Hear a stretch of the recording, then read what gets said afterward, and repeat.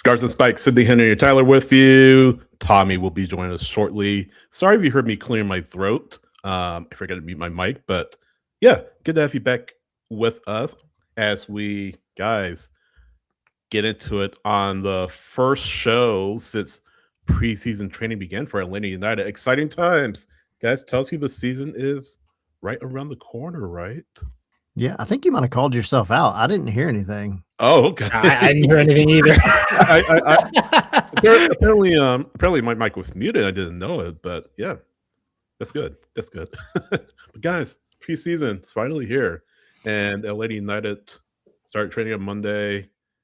Actually, I think they reported on Saturday, started training on Monday, and I know Henry and Tyler, you guys were there, and you did your training report on patreon.com/scarfandspice. We'll talk about that a little bit later. But Wednesday, after recording this, as we're broadcasting this live, third day of training, we got to hear from Tata Martino. We got to hear from Chris Henderson. Got to hear also from Thomas Jakob, and he'll talk a little bit about that a little bit later on. But Henry, how are you today? Yeah, good. It's been a calm day. Everything's heating up as far as Atlanta United and preseason, and as we're going to dive into, I guess, roster building, because Chris Henderson and Tata Martino, they revealed some things that I think should give some hope or at least some excitement to Atlanta United fans. I think there is probably been a little bit of I don't want to say pessimism, but maybe people were like, oh, we're not really doing anything. Like nothing's really being added to the squad. There's only been a few signings. Well, there might actually be more on the way based on what we've heard today and some of the developments over the past 24 hours-ish. Tyler, how are you doing? I'm great. It was really nice being up there Monday. It definitely felt like everybody collectively has turned the page from 2025 and put everything behind them, which was really nice. And yeah, I mean, we had kind of said last week, right, with the Bartek Sliš transfer that would be the catalyst, hopefully, for other things. Yeah. And Chris Henderson came out today, and he didn't necessarily say, obviously, that it's because of that transfer. I think we can take a lot from it. But, you know, nobody really knows exactly where that cap is at, except for Chris Henderson and maybe a few others. We can sit here and try to do all the math that we want to do, but he's saying that they're in a good financial spot. So I'm just excited to see where they go from here, and I think this will give fans a lot more optimism going forward. It would be nice if MLS, I know they release how much GAM each team has, but it would be nice to see what their salary cap is for each team, like they do in baseball, basketball, and pretty much the four major sports here. And it's a lot of secrecy around MLS. I mean, we talk about discovery lists, salary caps, how much GAM a team has, how much TAM a team has, and it's getting better. It's getting better, as you guys can attest to. It has gotten better over the past few years, but slowly, it's getting there. Slowly but surely. That would make our job too easy, Sydney. We still got to need spreadsheets with, you know, 850 lines to figure out, you know, how much money. Yeah, we got to figure out the roster thing too, like DPs, TAM players, and stuff like that. One day, one step at a time. one can hope, one can dream. But yeah, Sliš is gone officially to Europe, back to Europe, and yeah, like you said, a domino effect really, because that opens things up for Atlanta United to really do what they want to do. And I don't want to take away from our conversation about Henderson, because that's coming up later on. But one of those moves, I think, maybe in the works before Sliš, is Edwin Mosquera. And Edwin Mosquera, of course, with Millonarios in Colombia on loan from Atlanta United. Those days seem to be coming to an end, gentlemen. Pepe Sierra is saying that the loan is going to be terminated. He's going to be sold to Santa Fe, I should say, on a permanent deal. So really a bust for Millonarios, to say the least. A bust for Atlanta United as well. A bust for Millonarios, but their big in city like Bogota rival wants to buy him, which is like, sure, dude, go knock yourself out, but You must see some value. it doesn't Hey, to me. y'all have at it. So Henry, you put in a trivia question in our Discord a couple of days ago. Oh yeah, Do you remember? Have you revealed the answer yet? Would you like to I tell everybody? have, but for the folks in the chat right now, just so y'all can go ahead and get your answers in. Though if you were in the Discord, you already know the answer. The question is, how many goals, without looking, how many goals has Edwin Mosquera scored in his professional career? Keeping in mind that Edwin Mosquera is 24 years of age. How many goals has he, a winger, scored? Well, there was at least one last year Yes. on opening day. It's more than one. Tommy might What's the know. last goal he's ever scored? Let's ask Tommy. He might know. Tommy, how many goals has Edwin he said, no, I'm not answering the question. We got him. Tommy, how many goals has Edwin Mosquera scored as a professional soccer player? Well, I know he scored 0 coming into Atlanta United because that was a whole thing. Correct. Well, yeah, I heard Tyler, you say the 1. He only scores bangers. So I'm going to say, I want to say 4, but I'm thinking it's 3. So what's your final answer? 3? Fuck. 4. 4? But before you reveal it, in the Tyler. chat, we have Jack with 5, Raphael with 8, Raphael, 9 8 and tops, 9, and then Omar said 6. Oh, freaking Omer. Well, he already knows the answer. Surprised the 6, 7 hasn't come up. Tyler, did you give your answer? Yeah. Or do you already know the answer? I actually What's don't your know the answer? I'm going to say 2. 2, Sydney. 2? I say 7. 7 goals in 7? his professional career. Okay. That's my guess. Y'all How ready many? for the answer? Yeah. The Bring answer it is on. 6. Oh, I was close. He scored 6 goals I was closest. Oh, with between the Atlanta, 4 of correct? us. in his career. But they were all with Atlanta. They were all with Atlanta, correct? Yeah. So I would say he didn't score with his other teams. No, he hasn't. He's only scored with Atlanta. He scored, I believe it was 3 in 2023, 1 in 2024, 1 in 2025, and then 1 in 2022, I think. The Not a one that he lot. scored in 2024, if I'm not mistaken, was the one against Red Bulls. Oh, yeah. That should have been the game winner. Yeah. Before And I Atlanta think they United ended up crapped the blowing bed. it. Yep. But yeah, the answer is So- 6. So that's what Santa Fe is getting. I hope you're happy. Congratulations to Santa Fe. I really wish the best for that kid. I really Yeah. do. I just, unfortunately, his personality that we have seen from the outside, that fans have seen from the outside, has just not been, I think, what you want. Yeah. It seems like it's full of drama, unfortunately, and it's nothing against him. I hope he goes somewhere and kills it. I really do. But I mean, this is a move that has to happen. He's running out of time to kill. He's 24 years old, for goodness God, I'm sake. sitting there calling him a kid. Like, he's my kid. Golly, man. But yeah, Tyler, as you said, it's an important move, a move that had to happen for him and for the club. Definitely for him, he's back home. I think he was going to be happier that way anyways. For Atlanta, it's very important because he was the one sitting on that third and final U22 slot. And so him being sold and Atlanta getting literally any money for him is a miracle, but also opens up that crucial U22 slot, which, as we heard from Chris Henderson today, that is an important mechanism that Atlanta United is going to be using, and that they already have been using because they signed Tomas Jakob to a U22 deal. That is the first U22 signing since Mosquera, by the way.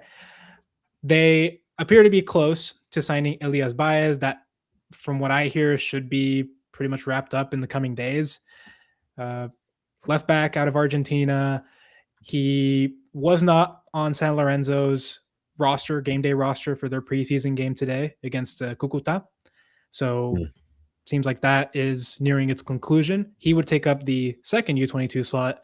And then once this transfer is official, that U22 slot that Mosquera was on will be free for Atlanta to sign another player in that slot, another promising young player. And there are plenty of needs across this roster, but I kind of want to ask you guys, if you are Chris Henderson, where on the roster, which position are you putting that slot to? Winger, 100%. Tyler, tell me, what do you think? Yeah. No question. No, I mean, right? I think winger is 100% the answer. I do wish, kind of like what I said last week, I would prefer for whoever they bring in as another winger to be somebody that has, a little bit more It's good. experience. But if you can find, one of the wonder kids, and Tata will almost certainly unlock something more in him, whoever that may be. I mean, I'm fine with it being a winger. This team needs another winger, like desperately. So yeah, I'm on board with that. Multiple wingers. Yeah. Multiple. Yeah. But yeah, But at least one with this U22 slot. And there are other examples of wingers, U22 wingers being successful in MLS. So, I mean, this just makes sense, I think. So the whole thought process that Henderson has about U22s certainly was a lot different than what Legaway thought. And I imagine the two of them kind of had it out throughout the professional careers in Seattle. I'm sure Atlanta Garth saying, hey, we got to be careful with U22s, and Henderson saying, we should make a play for it. I feel like kind of Garth won out because he's the boss. But I feel like now that Henderson is overseeing the whole operation, he can really put his fingers on this team. And because of that, now you start to see the club is more open to U22s. And I have to imagine this move was something he was thinking about, right? For weeks. What do you guys think? Well, when your salary cap he did just wake up and say, hey, we're going to sell Edwin Mosquera to Santa Fe. Well, when you say you're broke earlier in the season, there's only certain amount of spots that you can sign a player and not really affect your cap that much. And they're just sitting there. They've been sitting there, and you've been burned on it. I mean, Eric Lopez, Mosquera, I'm blanking out here. If you bring up Santiago Sosa, there are going to be a handful of people in the chat that are going to roast you. Did you say Ibarra? You said freaking Ibarra, right? Yeah. Ibarra, who's now balling out in Argentina. But you've had some that have just completely just blown up in your face. And when we knew when Garth Lagerwey came in and he talked about the U22s, he just didn't like them because he was looking for players with more tape on them, more analytics, and just didn't want to waste any money on there. But right now, you've got a 3-year or two and a fourth year window here, fourth of Tata Martino here. You can't just sit around and wait till next year until you get some more cap space open or halfway through the season. You have to be prepared to start the season strong, because so often with this team, you're behind the 8 ball before the summer, before the here in Ohio, before the temperature even hits 50 degrees. You're already at the bottom of the table here, or you're around the 10th and 11th spot there. You got to start off strong here. You need to get the confidence of first your players, which we'll talk about here in some of the quotes that they have.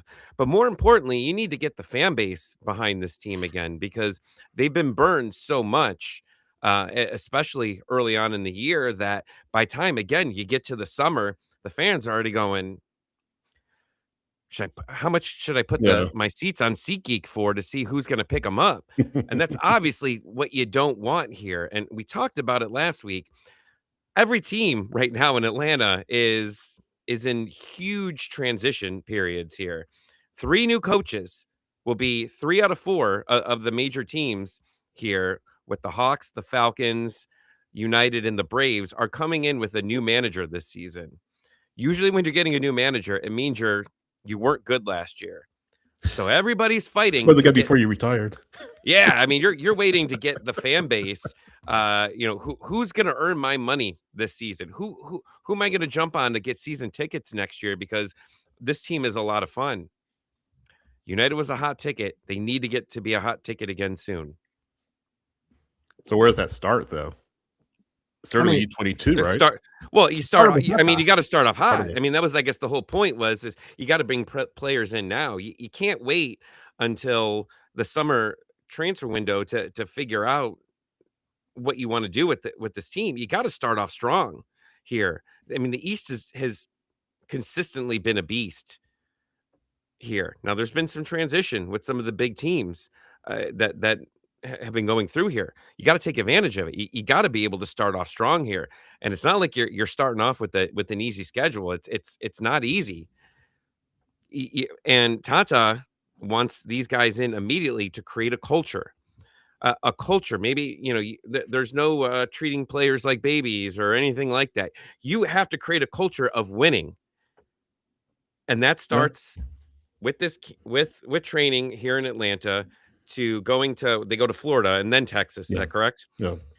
It's there. It's creating an environment. And everything that I've heard from the players, from what you guys have posted, what Atlanta United's posted, it seems like there is an entirely different environment than what was there last year.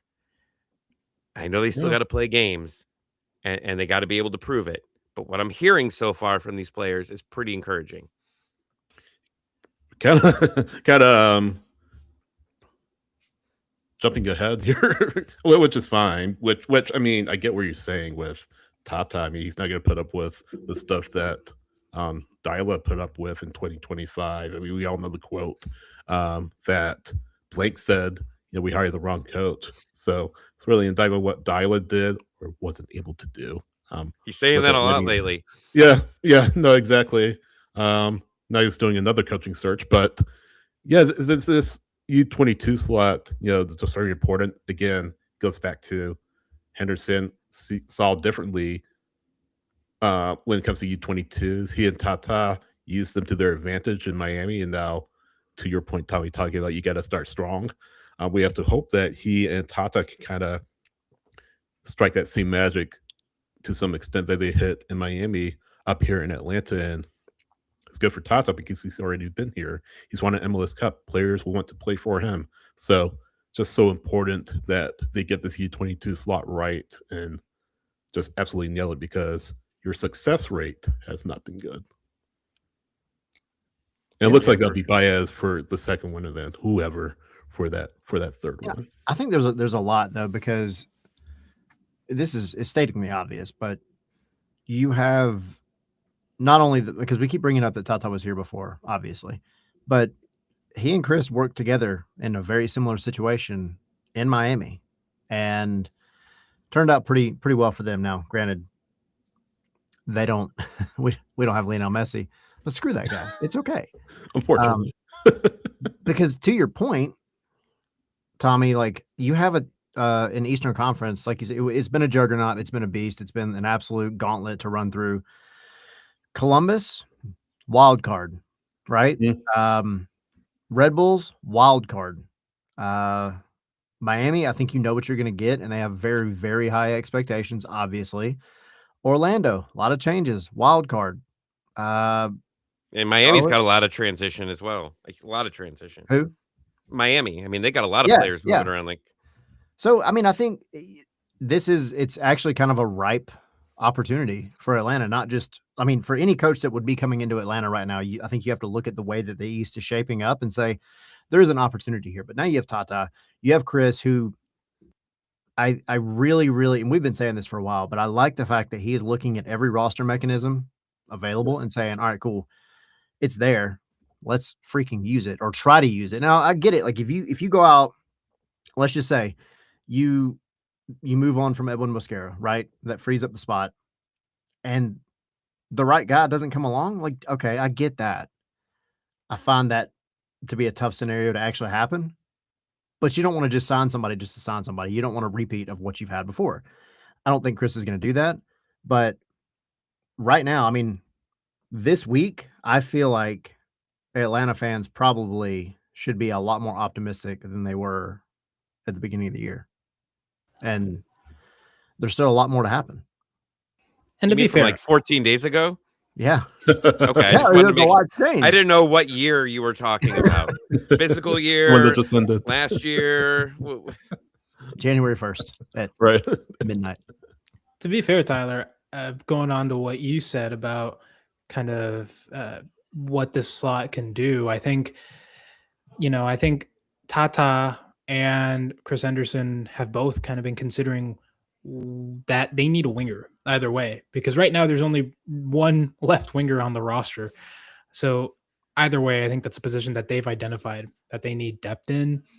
And a U22, in my opinion, those slots are probably better used in your attack, because especially winger, which is a position that you really need speed for, and you need someone who can kind of be explosive.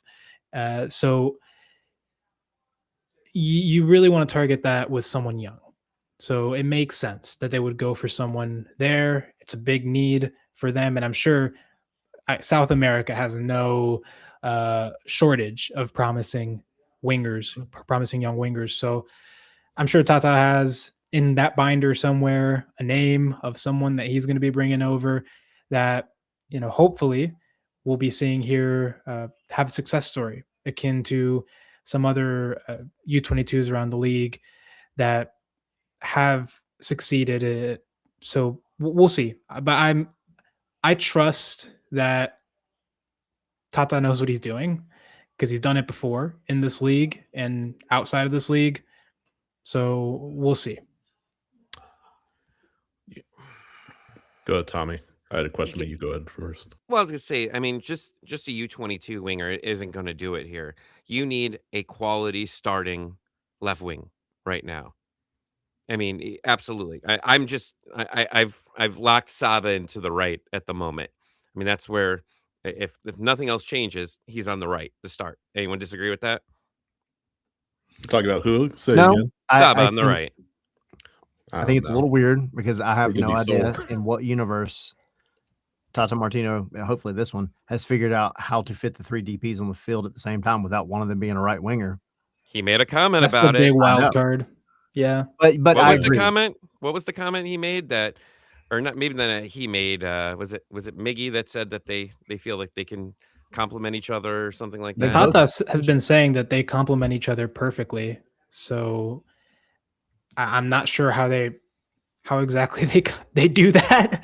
But if Tata says he can do it, then We'll see. the only choice we have right now is to believe him. I think, if anything, we know for sure that the three DPs aren't going anywhere, at least until we start playing games in the MLS season. And Tata either confirms his hypothesis or disproves it entirely and decides Yeah. that, okay, we have to go back to the drawing board and maybe reevaluate our stance. But I mean, he seems pretty confident. He's been saying it, I think, ever since his introductory press conference. He's been firm on that point. So we'll see. The only what I think, either he thinks that they can fit Alexi at the 10, Miggy right wing, and then Latte Lot striker, or if we're talking potentially a 3-5-2, which is probably what makes sense given the fullbacks you're getting, then maybe Alexi at the 10 with the strike partnership of Emmanuel Latelat and Miguel Almiron, which Miggy is not a stranger to that role. He played it during the 2018 MLS Cup playoffs alongside club legend Joseph Martinez. The question is, can Latelat kind of unlock, get out of this rut that he was in for most of 2025? Can he unlock that goal scoring? And can he combine well with Miguel Almiron in that final third? And can Alexi finally show that he's a creative enough midfielder to dictate the play? Because that number After 10 3 spot, years. exactly. I mean, he didn't really show it in 2024 when he first came here. He definitely didn't show it in 2025 for the most part. The So I best have, like, that he 5 did games. were his bangers. We've always been asking, like, who's going to be the number 10, because that's been up in the air. So if Tata has a way to put them together, I think it's probably that. It's Now, Moranchuk kind at the of 10, implied. and then these two at striker. Didn't he kind of imply today, though, that Alexi would essentially kind of be playing a slightly deeper role behind Miggy, with Miggy as the 10? Which we talked about that last year a lot, actually. Like an 8? I guess. You know, Who was it that said that Miggy or Alexi would be a good AD? I forget who it was. I don't know who did that. Was it one of us? Might have been, but someone brought it Maybe. up. Did someone write 3 articles on that brought up last season? It was to you. Oh yeah. Hi. No, but I mean, is that the role he'll play? It's the big question. Henry, maybe he read your articles from last year to I keep mean, up look, with Atlanta United from afar. could it work? At times it seemed like it worked, but you know, our man Gray Gowder, he has pointed out Moranchuk's defensive deficiencies. He's not fast enough. He won't cover enough ground to give you defensive coverage, especially not in transition. So that's going to leave you vulnerable. So I don't know about playing him at an 8 or a 6. That just doesn't seem right to me. And especially in the context of another quote that we got today, I'll just go ahead and say it now. It seems like they're definitely looking for a center midfielder or holding midfielder, I should say, that they're looking to add one. So if they're looking to add someone in kind of the Sleesh replacement, if you will, it doesn't make sense that they would move Alexei Moranchuk back to the number 8 or even the 6, because by that point you have enough people in midfield. I just don't think you need to. I think Alexei is probably definitely the 10. It's either that or because look, you could look. Miggy playing as a second striker does not mean that he will be a pure striker. That right. Even in 2018, if you go back and watch the 2018 playoffs and especially the MLS Cup final, Miggy's role was not a number 9. It was more of, I'm gonna kind of sneak in behind, drop back into these pockets of space to kind of receive the ball and then distribute, try to find Joseph Martinez. Now it's going to be Latte Lot in the box with these quick touches. His role is still going to be a very creative role. It's not that he's going to be a striker. So I think it could work. The question is, where can the balls get to him? Can they find him in these channels? And I think that's kind of the chemistry that needs to develop in this preseason training and ultimately these preseason games. We need to see that proof of concept work, because if it doesn't, then we have our answer as to whether Tata's experiment is going to work out. Really quickly, one other thing that ties into that too with Alexei, because that was one of the, I think, the biggest gripes amongst a lot of fans last year was the speed, the ability to track back or get forward in transition. I think he slowed things up a lot. I am curious, having heard what was said today and then also what we saw at training, a little bit of training, not much, on Monday, about the intensity of the preseason and the conditioning. If that improves with everybody, because you also got to go back to Juan Beracall posting a few days ago about how he is essentially a personal trainer. They're improving a lot with just his physical fitness, with the conditioning, speed, endurance, everything else. So you don't imagine that just came out of left field. I don't think Juan Beracall made a trip across the Atlantic, played a few games, and then all of a sudden said, well, now's the moment I need to work on this. I'm pretty sure somebody whose name rhymes with Rara, Martino, probably said to him, this is what I need you to work on, because you are only on a 6 month left loan. And if you want to stay, this is kind of what you're going to need to have improved. And so you see that. And then you see, these guys getting back in the gym. And then what we saw, again, 15 minutes, not going to make sweeping, guesses about how Tata Martino's training sessions are run based off of 15 minutes. But man, when I say, and Henry, you can attest to this, when they came out, they hit the ground going. I mean, like the warm-up drills were like boom, boom, boom, boom. Like there was no, I think my favorite part of just the 15 minutes we saw was they did a drill, pretty solid, not super intense, but intense drill. And then whistle blows, right? There's your break. And so everybody kind of starts like meandering around and like shaking it off or whatever. And then they're boom, the whistle Right blows back again, at and it. they're right back at it. And like guys were having to like run and get back in line. And I just don't think that culture was there before. And so Yeah. the conditioning is going to be a big aspect of it. So when it comes to some of these slower guys like Alexi, even Steven Alzate, not the fastest guy in the world, I want to see how that improves because everybody knows Tata. He is going to like to hit on the counter. He's going to like to hit in transition, press high. You're going to have to do a lot of running.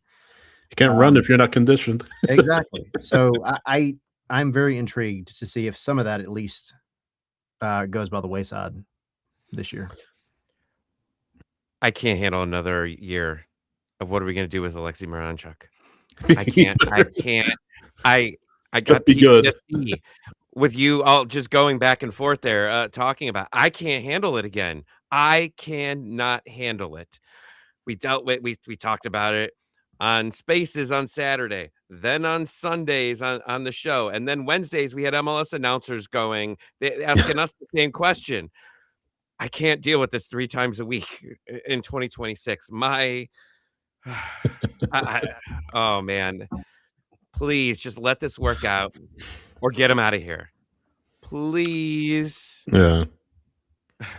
Well, look at this comment that comes in here. Thank you. Jen's good good night. This seems like deja vu. I'm scared already. I was like, who's deja vu?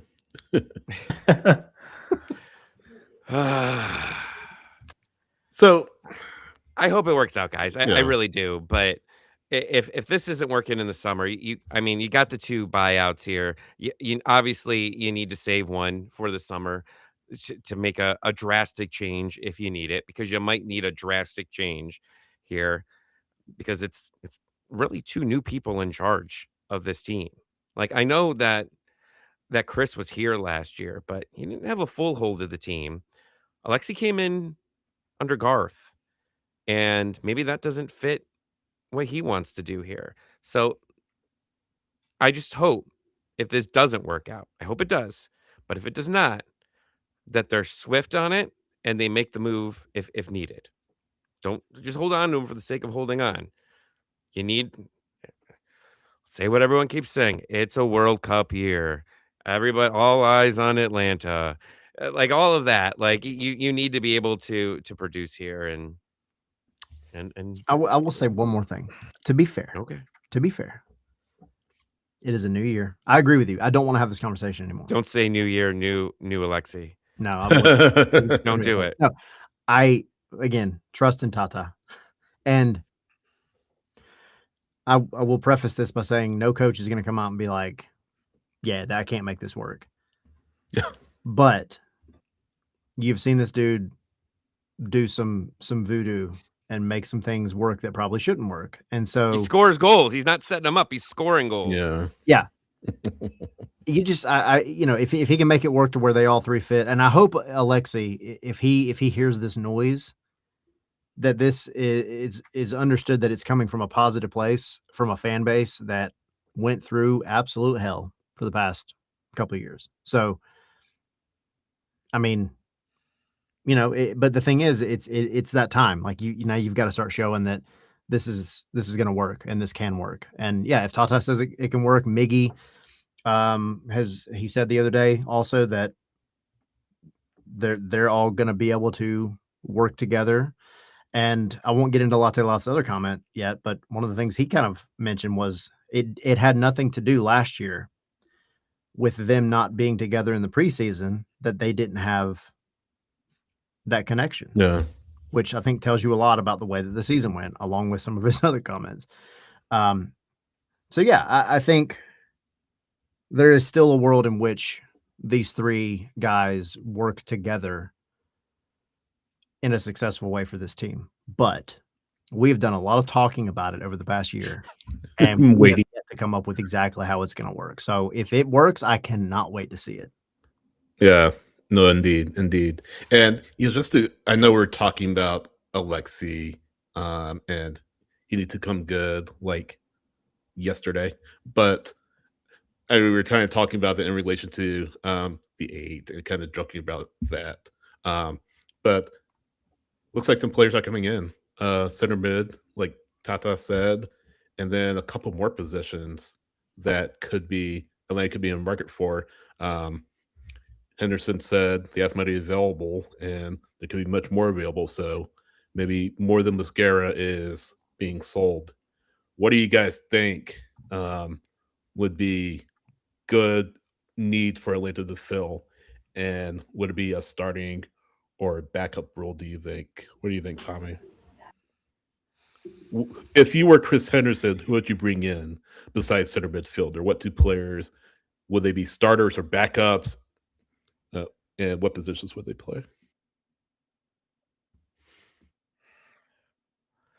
I mean, can I say winger again? Yeah, sure. Because that's where I'm sticking with here is, look, you've been working on your midfield here, and I understand you need to get another defensive midfielder there, and that's great. And everything else you've been focusing on your center backs. You've got a left and a right back. Ronald Hernandez is back. You could put him anywhere. He could serve you dinner before the game, whatever you want. Ronald Hernandez will do for you. But I keep going to the attack and just saying that it was so dependent on just one man doing everything to be able to get that goal. A lot of Alexei Miranchuk's goals was just him having to create it for himself and Yep. and score bangers. You need to get some quality on the left and right there, because when you have that, everything seems to flow. And like, look, I mean, Latte Lath, when things were going well for him early on, he didn't get as much attention as probably as he should have. Then people started paying attention to him, and you know, he was knocked off the ball almost immediately, nonstop throughout after like the first couple games there. Yeah. You got to be able to fix that with Alexei or whoever's going to be at the 10. You got to get some pressure off them. You got to. I've been saying it since the offseason. You need to get both those spots, no matter whether Miggy is going to be there on the right, whatever. You need to get MLS quality starters there. And I thought Chris made a comment today, and maybe I took it the wrong way that, maybe there is some more money on the way. So I don't know if that meant like more transfers possibly out. Sounds like it. And and I don't know if that just meant the Mosquera money that could be coming out there. But if there's another player that's on their way out there, maybe a Mayumba. I doubt it, because you're not really getting a whole lot for Mosquera on the way out. Right. Yeah, and Henderson said there could be much more, which makes me think it's a bigger sale than just whatever chump change you're getting for Edwin Mosquera. Yeah. Like 500K or something like that. Yeah, I feel like he may be hinting at the sale of one of the three players that reportedly they are trying to shop around, which are Shion Gregerson, center back Shion Gregerson, Yeah. midfielder Tristan Miyumba, and then winger Sabo Lobjanitsa. All three of them are occupying a decent salary cap space, so either way, it's budget relief. And if you get something back for them, right? You get any sort of transfer fee, I think it's good business. If you break Absolutely. even, right? If you could break even, I'm fine with it. And then just free salary cap. Better than nothing. Talking about like Saba or Gregerson, because those are the two that are really occupying a lot of cap space. You get rid of either of them and you break even, I'm perfectly happy with that. Yeah. I really want to see Saba in a Tata Martino offense. I really do. I really want to just see an opportunity there, because we know what he can be. I know last year was bad. Everybody was bad. Henry last season, I thought he was doing pretty good up there, but look at him. He's showing his hair out today. It's new year, new Henry. He's got a beard. Look at this guy. He is Ronnie left and Henry has flourished. That's already one example. Right. One example that we already have going here. You're welcome. You're welcome. Got to give you that confidence. But let's see what happens. Can Saba get back? Oh, Zelf, don't you talk Saba, sir. Saba stinks. Just RKOs me with that comment there. I would like to see it, whether it's just in preseason to see it if that could work there. I know he was terrible, but everybody was terrible last year. So I'm writing it off in my head that new year, new Saba. I could say it. We're not going to say it about Alexei, but we'll say it about Saba.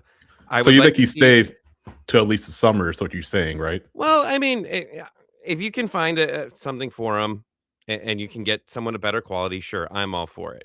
But I am interested to see a lot of these players. I mean, you could say that for almost anybody that was on this roster last year that you knew underperformed on their position and say, all right, I'm excited to see what it's going to be. I mean, coaching is so important in any sport. And like, I've seen it a lot, and I don't know if you guys agree, but I've seen a lot of people specifically with soccer saying, they really don't need a manager. These guys could just handle the game themselves. I don't believe that. Any sport you have seen through time, bringing in a new manager, the right manager for the right team, could get a ton out of a team, the exact same team that the previous coach did not. And you bring in a guy like Tata that's very well um, beloved Yeah, across.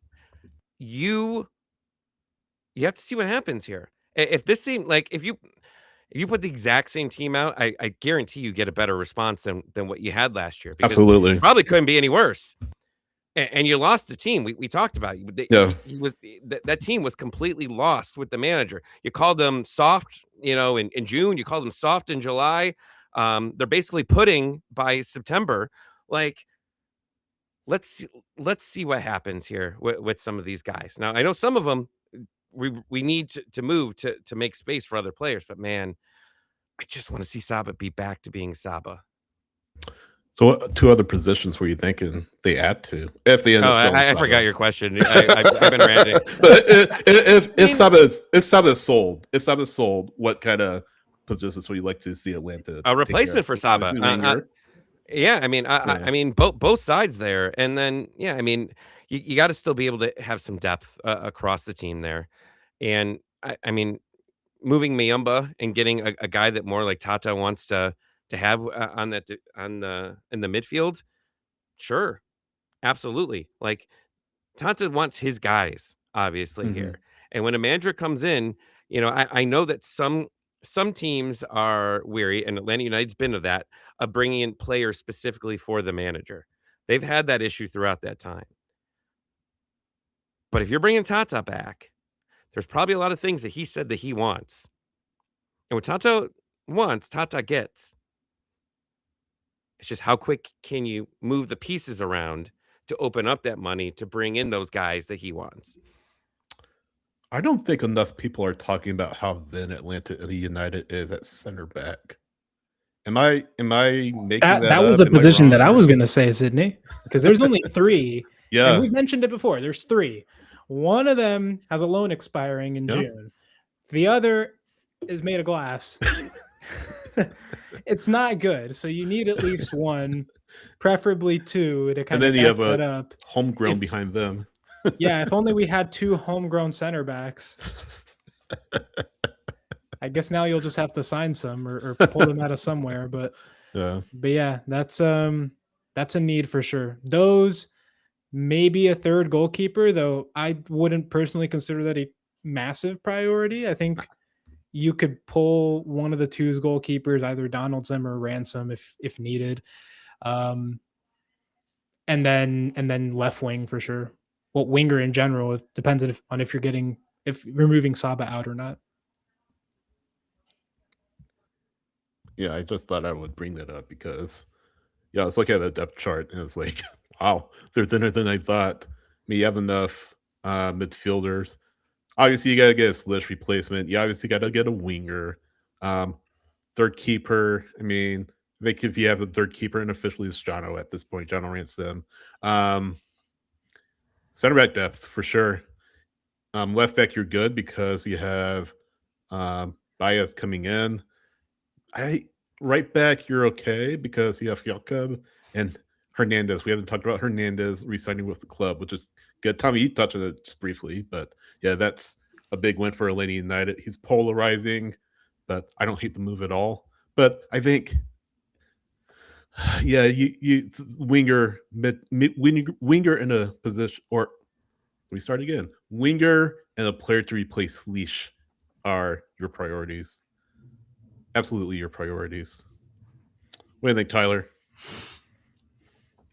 Yeah, I mean, for sure, winger. You've got to get that situation figured out because I agree. I think if you get the right winger or wingers, depending on what happens with Saba, and I agree, Tommy. Like I want Saba to come back and be successful. The dude is just super nice, super great guy. And so we say that about a lot of people, but like he's backed it up before. You know he can do it. He just was like everybody else put in a position last year that was not obviously set up to really succeed the way everybody wanted and expected. So if Tata can get Saba back, the numbers that he was putting up, I mean, that's significant. Yeah. Either way, you got to get a winger, maybe two. Definitely needed another center back. The goalkeeper situation, yeah, but you have one who is the veteran who can play. You have one who's a young stud who we have seen can play and who I would love to see grow under Tata as well. Mhm. And then yeah, break glass in case of emergency. You have a handful of guys. Like obviously, like you said, it would probably be Jono, but there's a lot there that you could Yeah. if you had to. So I'm not super concerned there. The midfield, I am intrigued, especially after today's comments, because I think it seems like there's a very particular profile of central midfielder that Tata wants and really values that has Mhm. been basically the unsung hero of every Tata Martino team. Should we talk about And that quote? You what's want to that? bring up the quote now Yeah, from go ahead. the media today? So I don't know if this is the exact quote, but basically he said to expect a new acquisition in the coming weeks. That player will have MLS experience, could be an MLS trade or free agent signing. Henry has a name he was thinking. Oh yeah, and I've been saying it everywhere. Cesar Araujo, Mhm. former Orlando City midfielder. I know, guys, Orlando, maybe you're not too hot on them, but Dom Dwyer I played mean, for Orlando. but look, he's solid. His numbers are good. He's a good dribbler. Defensively, he's very solid. I like him, and also his salary isn't that high. If we're being for real, he's I think 24, Mhm. and his salary I think last season he was making just under 600K. So it's a very friendly salary. He also wouldn't occupy an international slot, which is great. South American, so he fits perfectly within the profile of you know players that Tata Martino likes to add to that core and that spine. It's just a signing that makes sense to me, and I think he's a player that Tata could definitely, if he sees him as potentially a valuable part of this project, that Yeah. he could convince to kind of fill this role and be that number 6 that Atlanta needs. So, yeah, I don't hate the move. I wouldn't hate it at all. I mean, I was reading Matt Doyle's article, and he was talking about you know key players that could help Atlanta, not Atlanta United, but key free agents that could help teams. And he said the only reason why Araujo, and by the way, it's Araujo, not Aruju, just so fans are aware. You don't have Thank to put a dollar in thank the jar. goodness. Yeah. More No, PTSD. I don't need it. yeah.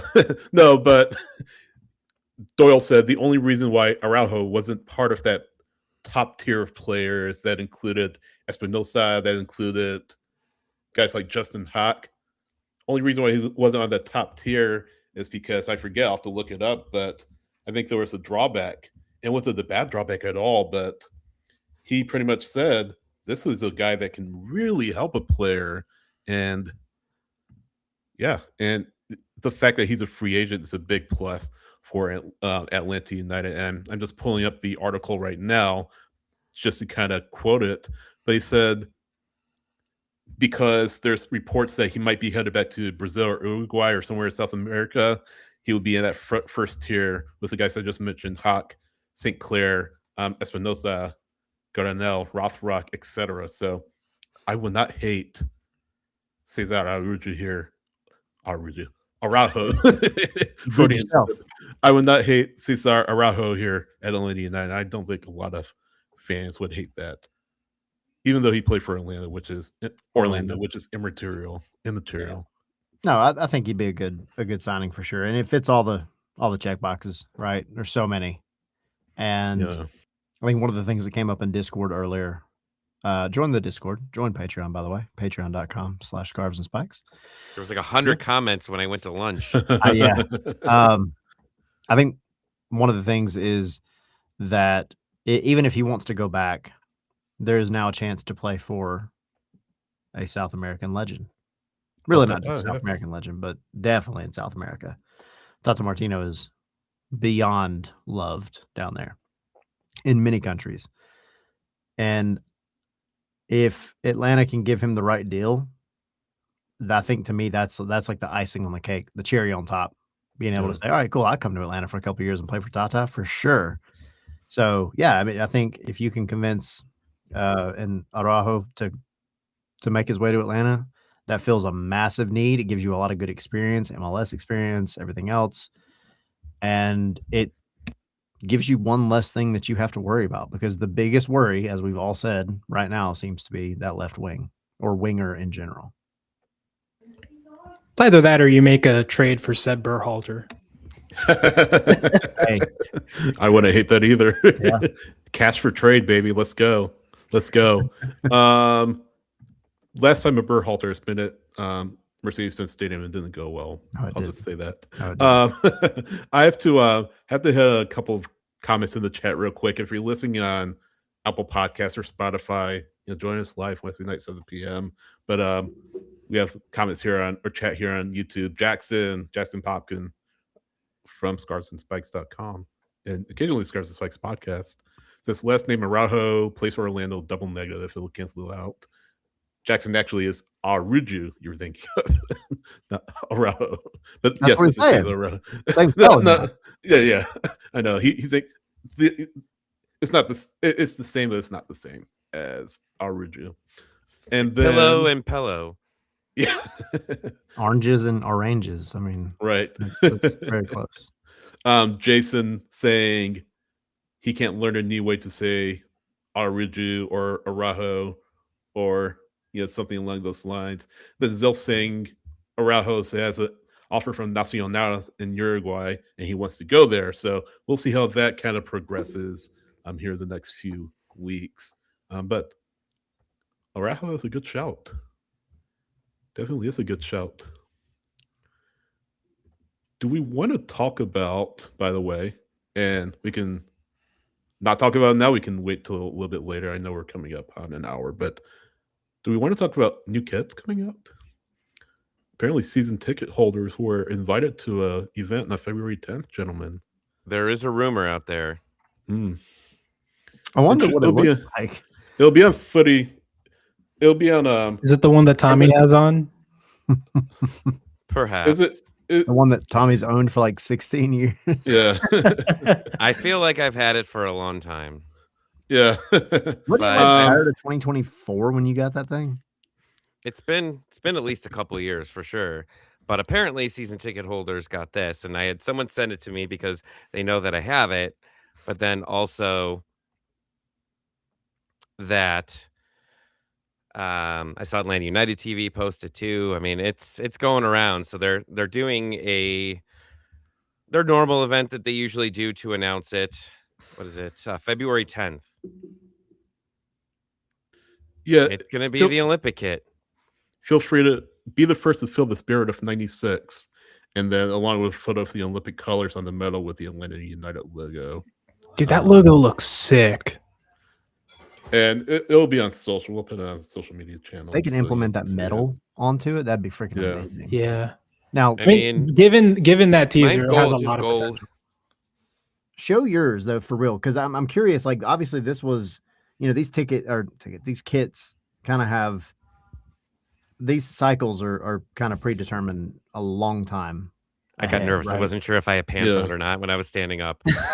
I do. But I'm curious if maybe that one Like if that's it or similar to it, or if it's going to have a little more detail. Kind of like I loved how the Resurgence kit had the Phoenix and all that.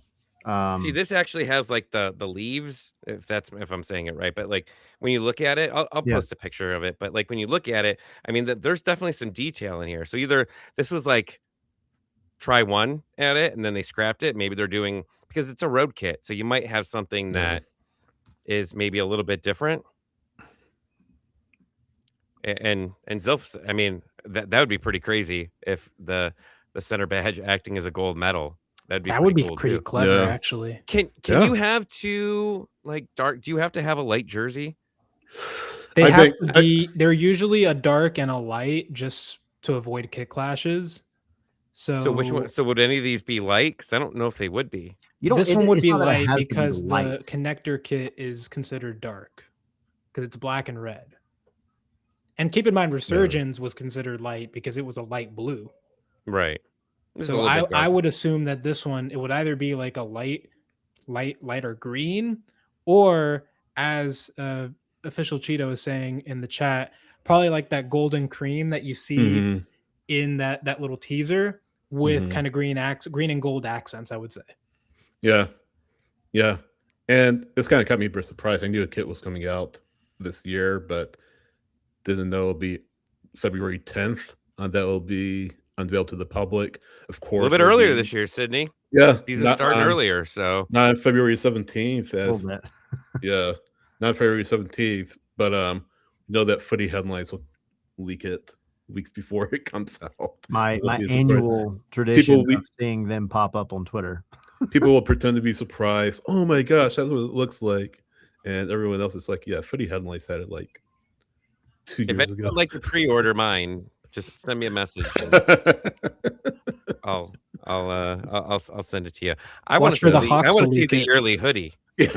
Or the Hawks, like Henry said.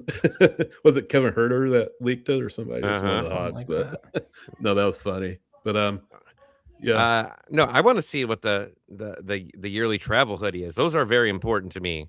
And if anyone remembers my rant from last year, the pocket was this big. Like you couldn't fit 5 M&Ms in that thing. yeah, You couldn't put 5 in there. I remember that. Look. People wear hoodies and they put things in them. Their phones, their vapes, their wallet, M&Ms, gummy bears, anything that you could put in there. But if you can't even put your like one key in there, put one key. Like if you're going home and say I'm putting my one key in there, there's an issue. Jason agrees with you. He says that wasn't a pocket. Thank very- you. Thank it's you. very Oh, important. He said it's validation 1 year later. Thank you, Jason. Thank you. They say Polly it's pocket coming to couldn't fit in airport. that pocket. No, I'm excited. I think if they do it right, I mean, even if it is exactly like what you have on right now, like I'm not mad at that. I would like again a little bit more of the detail with like the leaves or what the heck the branch. They're thing. on here. I'll show you. And it might just be the on camera because I was the same way. I liked the Resurgence kit when we first saw it, but I liked it better once I saw it in person. We'll see. Yeah.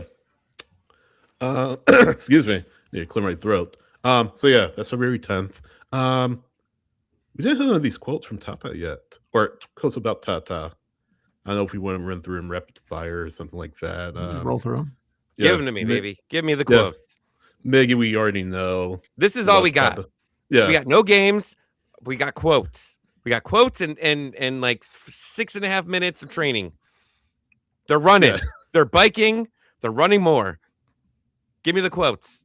Tata. I mean, Miggy already loves Tata. We already knew that. The quote you hit on Tommy earlier.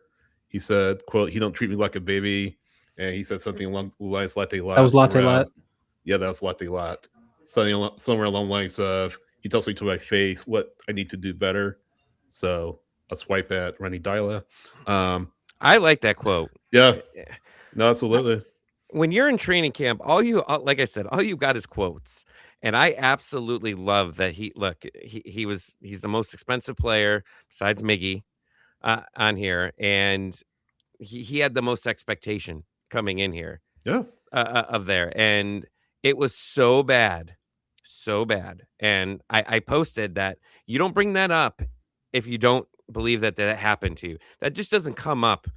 You don't make that up out of nowhere. So Right. something, and everybody knew that there was tension between the players and the manager 100%. all last year. Oh my gosh. So if I think there was a combination of things because as soon as I did that, I think Bo responded back immediately and said something on the lines of like, they're paid professionals. They still need to be able to play. I get it. I understand that.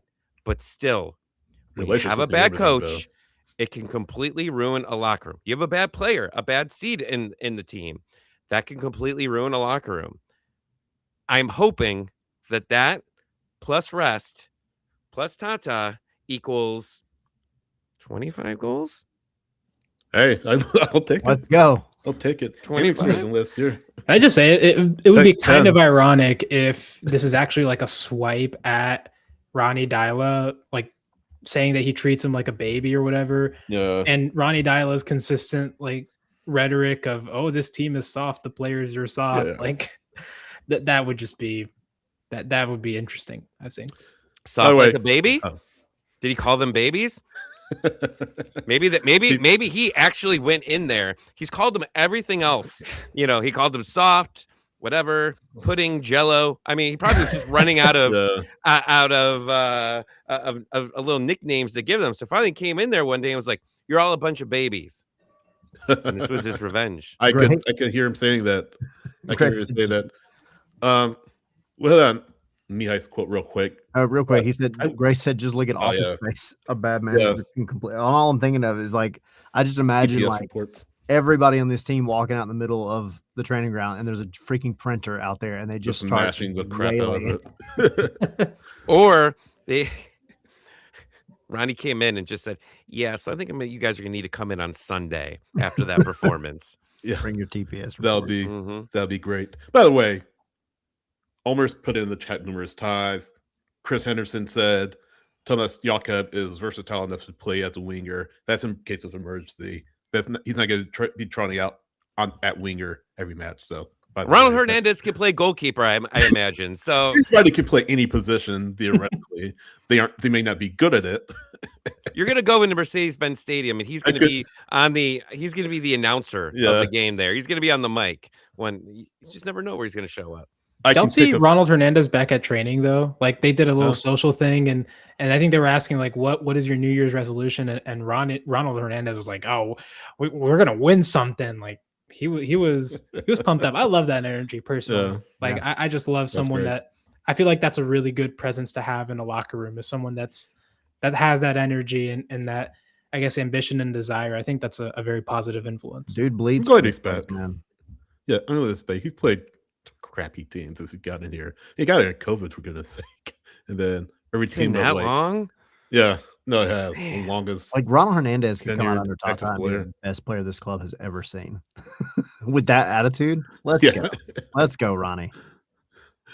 Yeah, and then we're gonna hit on Mihai's quote too. He said Tata's message to the team was respect me, respect my staff, and respect each other. And he was saying also expect it to be the most intense preseason of his career. So again, that tells you again like how things were under Dyla and how things are under Tata, or how things will be under Tata. And then here's a money quote. Tata said his first impressions were, it's inadmissible to have, obviously translated from Spanish, it's inadmissible to have such a technical team that doesn't compete.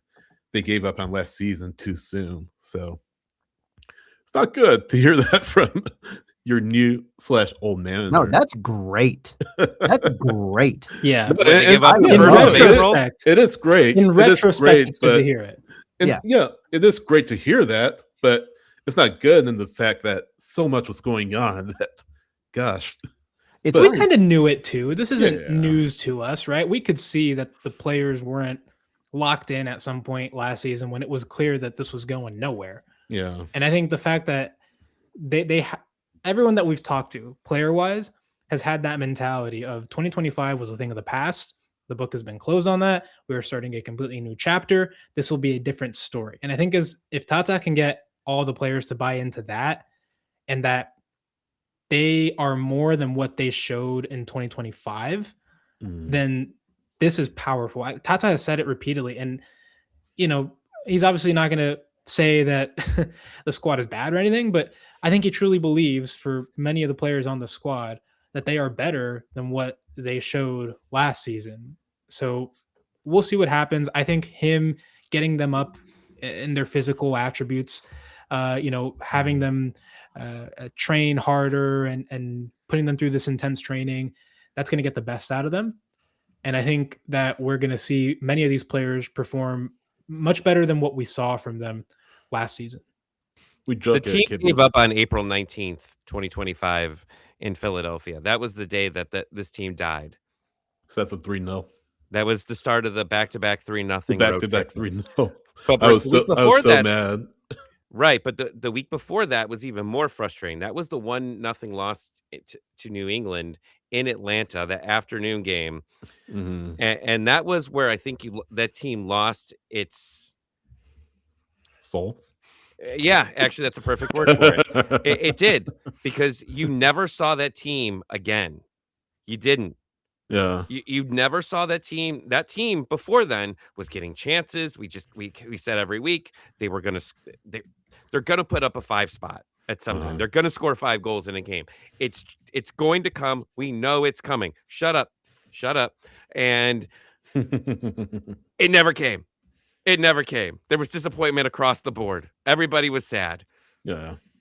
Just couldn't finish. Couldn't finish. He couldn't finish. Oh my word. And disappointment, headaches all around. And now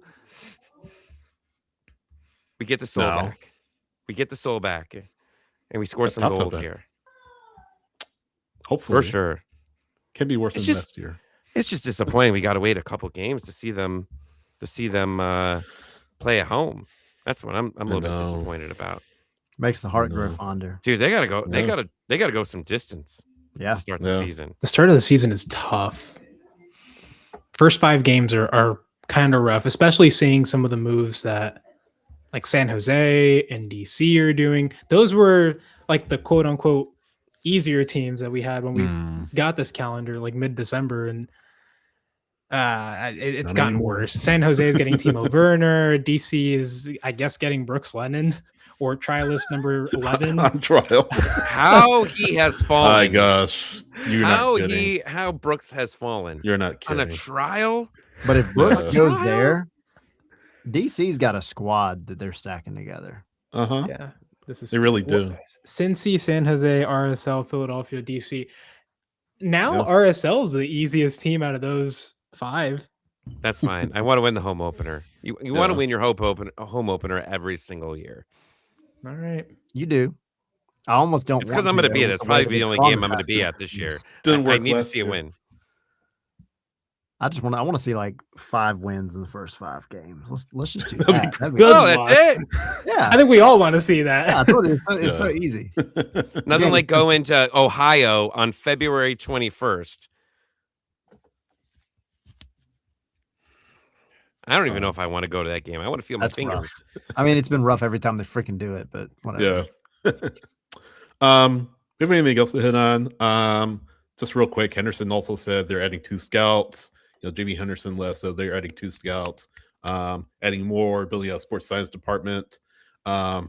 Said, collect extensive resources, and they're just limited by salary caps, which you already knew. But the people who to make the decisions, you can pay them anything they want. There's no salary cap for them. It's essentially what Henderson said. So a little bit of backroom changes to Atlanta United, but yeah, that's sort of the sum total of what Chris said, what Tata said, and what some of the players were saying. And I know Omar is saying Spector's still on staff. Jonathan Spector is still on staff, from what I understand. But yeah, there are some changes to the scouting department. They're adding. So is Rich McKay. Sports science. Well, he's got all the time now for Atlanta United. He's got all the time for Atlanta United. That's a whole other show. I do like the Chris's. When you take over for a spot, and I know for a while he was just temporary holding on to it, hoping that Garth was going to be back full time and everything. But I like that it's only been like a month-ish. I don't know, maybe it's been a little bit longer, but around a month-ish, and he's making everything his own now. He's Yeah. stepping in and, like, I feel like he's not just sitting there just letting things go just day to day. He is adding things. He's making things his own. Yeah, Garth didn't like the U22s. I'm in. I'm taking it. I'm filling those spots. Oh, you know what? I mean, I don't know what Garth was thinking about bringing on more scouting, but he did it. Mhm. He went Yeah. out and did himself. So, when the guy takes over as the big boss, he gets to do what he wants, and maybe these were things that he's wanted to do, Yeah. wanting to implement, and maybe Garth wasn't down with it, now he's doing it. So that does excite me that he's going Yeah. out there and making some pretty big changes because 'cause we've been Yeah. complaining about Yeah. change to the scouting. Where's the For years. U22s? All of a sudden, this guy's in charge, and things are moving. All bets I are off. I like the proactivity for Yeah. sure because it's crucial, right? And we've talked about so many things. I think the scouting department. I remember coming out of the Boca Negra era, everybody was like, "Dude, it's like non-existent. It's like a guy," Yeah. and we were all like, "Why has it fallen that far?" Like I understand COVID made it difficult for travel and other things, but like in the grand scheme of things, that wasn't that long, and Garth made it a point to try to improve it, but to see that it's getting back, I really think to where it should be for a club that wants to be of this stature and that has these resources and this money. Yeah, dude, I want somebody like full time on every continent, even Yeah. Antarctica. Go find me somebody. Let's go. The next Lionel Messi is probably in Antarctica as we speak. might We be. don't even know it because no one scouted it. I bet you he could play in Cincinnati in February. Oh, he could play anywhere in February and not even face him. But yeah, that's another quote that we had to hit on before we got out of here about scouting and all of that. But yeah, Lady United guys going to Florida next week, coming back to play Lexington SC from the championship. January 30th. That's correct, 31st. right? They have 31st. So we'll be covering that. Tyler will be in Texas in a couple of weeks with the team. For the as they Texas partic- Roadhouse tournament. Yeah, the Torneo de Tejas down there. So Sponsored by coverage. Texas Roadhouse. We'll have coverage from there, maybe next year. But we'll have coverage from there as well. But yeah, ScarletSpikes.com is where you can find Atlanta United news, analysis, opinion, World Cup news, Atlanta 2026 WorldCup.com. There's a link there. There's a link to our store. You can buy Scars and Spikes gear, hats, hoodies, sweatshirts, shot glasses, coffee mugs, the whole 9 yards. There's a link there to our store at scarsandspikes.com. And Tyler mentioned that patreon.com/scarsandspikes. That's how you can, another way you can support us. We have $5 and $10 tiers. Get you access to our Discord, get you access to our training camp updates. I was going to be out there on Wednesday, couldn't make it, but Tyler and Henry were there on Monday. We're going to try to do them more frequently this season. Try adding a lot more coverage on our Patreon as much as we Rants. can. Hopefully happy rants. There was too many Hopefully happy negative. rants.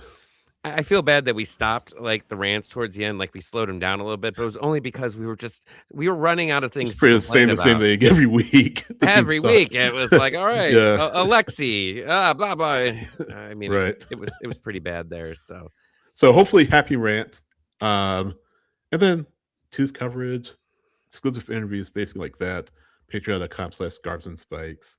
If you're watching on YouTube, like, share, subscribe, helps us grow, helps us out a lot as we try to grow this thing. This is what, guys, season 4 for us.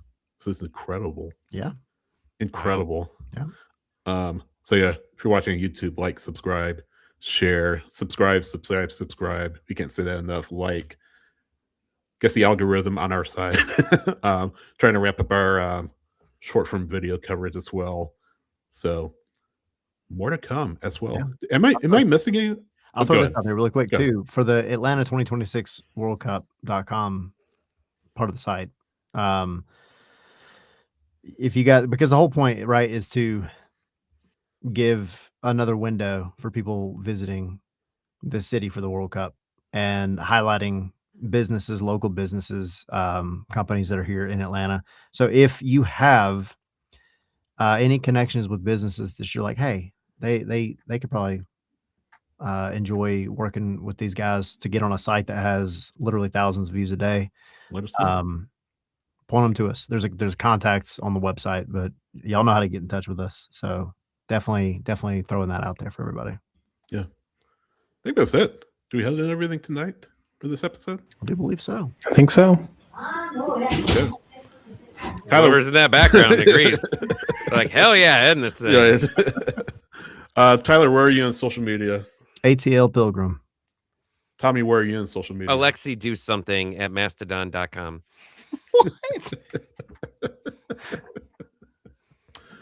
Henry, where are you on social media? At HA Higita on Twitter and Blue Sky, and then at HA_Higita on Instagram. I have SH Rights on the X, SH Rights on Blue Sky, SH.soccer, Instagram and Threads, Facebook.com/Scarves and Spikes, Patreon.com/Scarves and Spikes, and of course, scarvesandspikes.com. We will Scared see the you hell next out of me.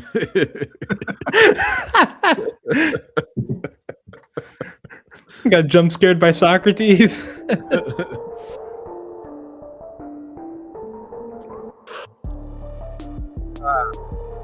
It's January. So many exciting things happening. I know. So many exciting things. New jerseys, new hoodies, talk quotes about former managers, preseason games, Outback, Texas Roadhouse, Longhorn. Like we could do every game, preseason game at every Texas steakhouse that they have. That'd be really cool, actually. Provided it has good Wi-Fi. I mean, come on. Did anybody have good Wi-Fi at Waffle House? Nobody had that. Reasonable Wi-Fi. Nobody had Hotspot. that. Hold on, I got a question. Yes, what's your question? Your Waffle House did not have Wi-Fi. You had to use your hotspot, right? I use Correct. my hotspot. Okay. Okay. Oh, it'd be like AOL. Well, I thought that what I read Wi-Fi. on the internet wasn't true, but I actually looked it up. Waffle House's website says that they actually don't put Wi-Fi in their restaurants to keep costs down, Oh, okay. and I think that's very impressive. Makes How much sense. does a router cost? An internet? Come on. Look, He's cheap. look, Tommy. Waffle House has sometimes 3 restaurants on one exit for a reason. Okay, Yeah. Do you go to Waffle House for the internet or for the hash browns? and the fights. Exactly. We should call this preseason tournament the Bloomin' Onion Cup. We don't make the decisions though. Oh, I mean, it's Texas Roadhouse, Longhorn. They all have bloomin' onions. We're gonna call it the Bloomin' Onion Cup. I think that's a good one. I mean, how about the ribeye? Maybe next year. Talking about T-bone. Longhorn. No, T-bone. Okay. we're living in the moment. It's 2026. We're living in this. Bloomin' Onions. I'll tell you a story about Bloomin' Onions in our next Q&A. I saved my city with Bloomin' Onions. We'll get there. All right. Are we The done music with stopped. this episode? This is by the way? uncomfortable. Yeah, hit it. Music stopped. Just talking about Bloomin' Onions. Yeah, I forgot to loop it. Whatever. We're done. Brisket Bye. bowl. Bye, guys.